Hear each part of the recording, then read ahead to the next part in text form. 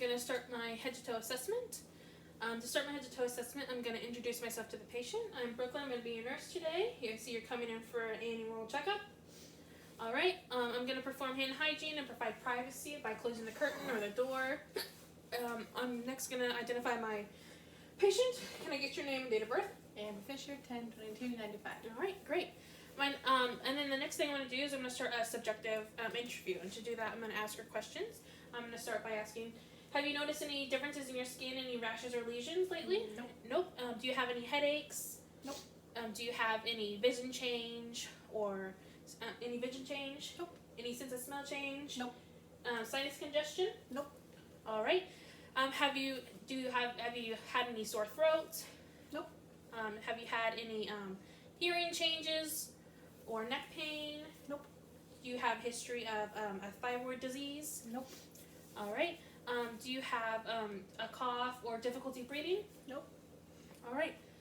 Do you have any chest pain or palpitations? Nope. All right. Have you noticed any bowel or bladder changes in the function of them? Nope. Okay. Do you have any constipation or diarrhea?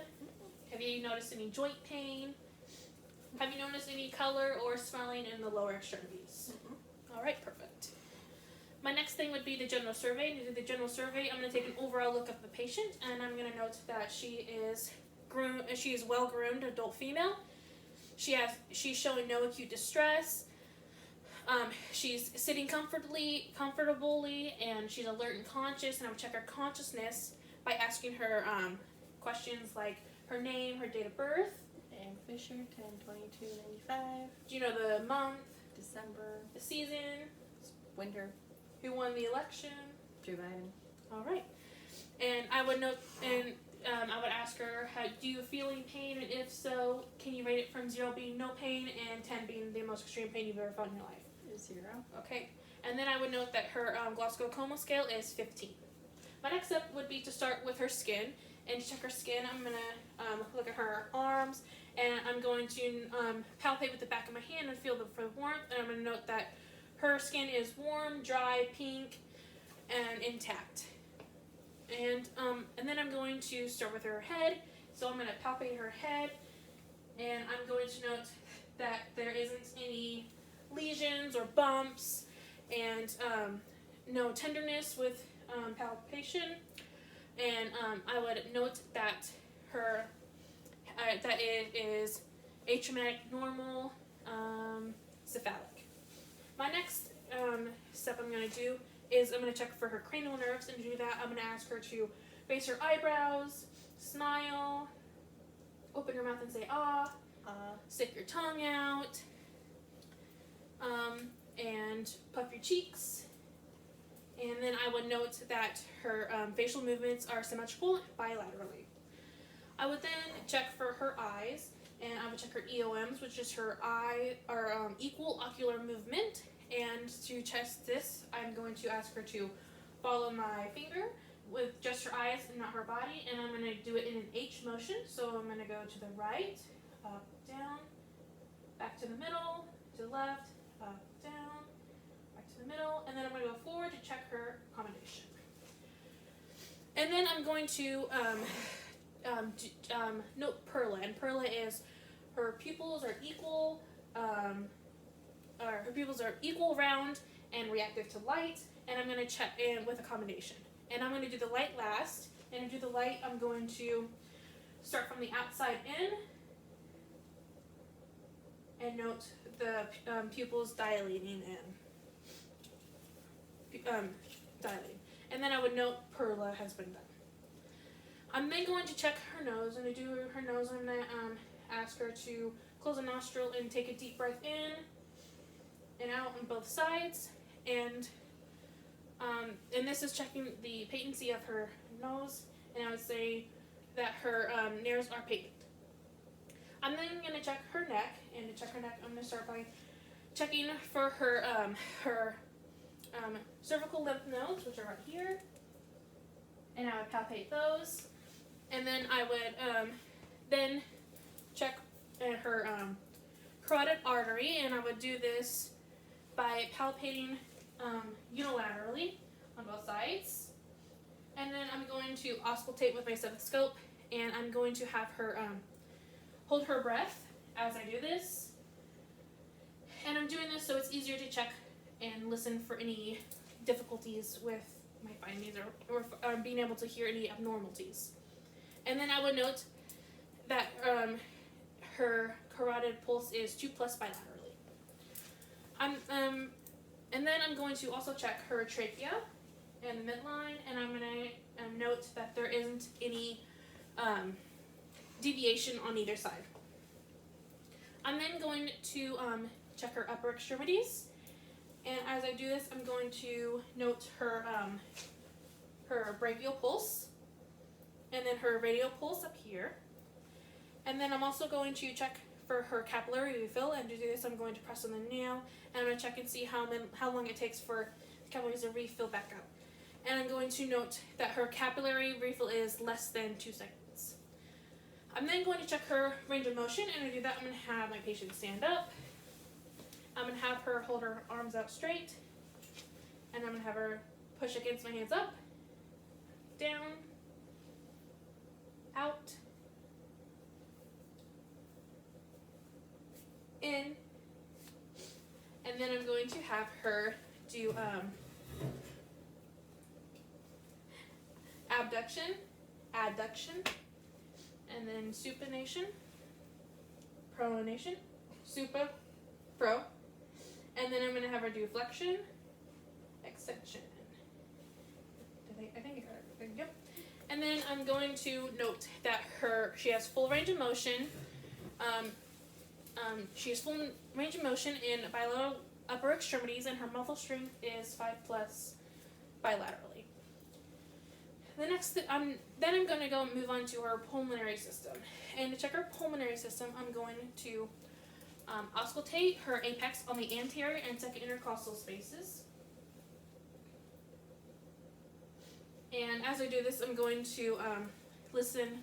I'm gonna do it bilaterally, and I'm gonna listen for full inspiration and expiration on each location that I go to.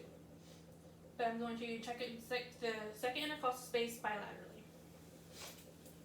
anteriorly, and then I'm gonna check her pulmonary posteriorly. So I'm gonna have her turn around, and to check the posterior pulmonary, I'm going to go to her C7, and I'm going to laterally along the spine, and I'm going to listen in the upper, middle, and lower extremities, or her upper, middle, and lower spine, and I'm going to listen for full inspiration and expiration on each location.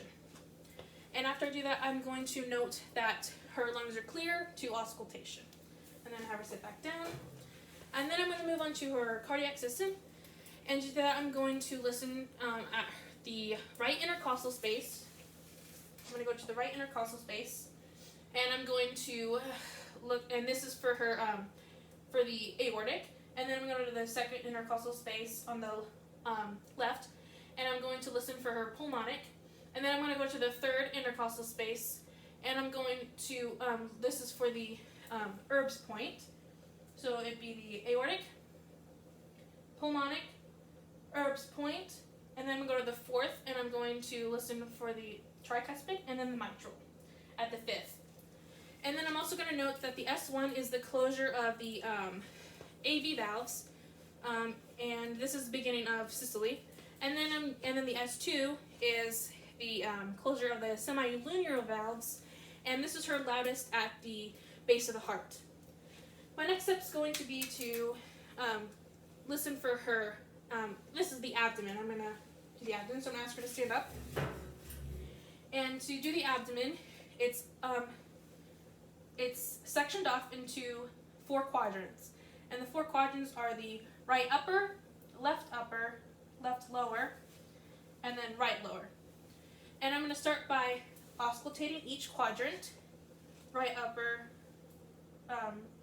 left upper, left lower, right lower. And then I'm going to lightly palpate each quadrant, and then I'm going to deep palpate each quadrant.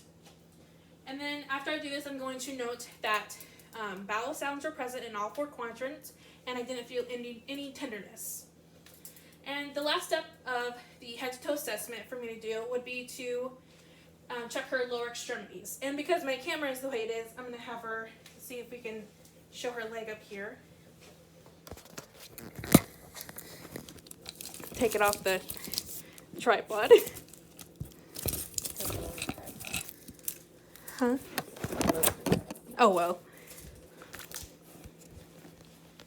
Here, I'll hold it. You do the blinking. Okay. And for the lower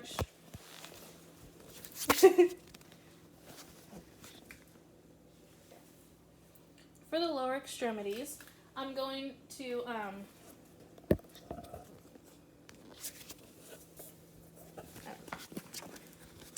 hold on.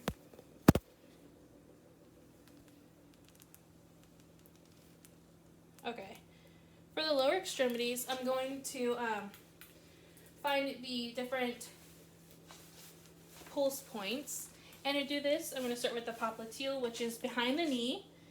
And then my next pulse point I'm going to check is the posttibial, which is located at the radial malleus, which is right around this area. Radial malleus is where you're going to find the posttibial. And then the last one is the pedalis, which is on the top of the foot, located laterally, and you follow the big toe tendon, and then you'll find the pedalis pulse. And then I'm going to inspect her leg, and to inspect her leg, I'm going to note any skin change color or swelling, and check for any edema when palpating her leg. And for my findings, I would note that it was pink, dry, warm, with no lesions, and intact, with no swelling or edema noted. And that would be the ending of my head to toe assessment. Thanks.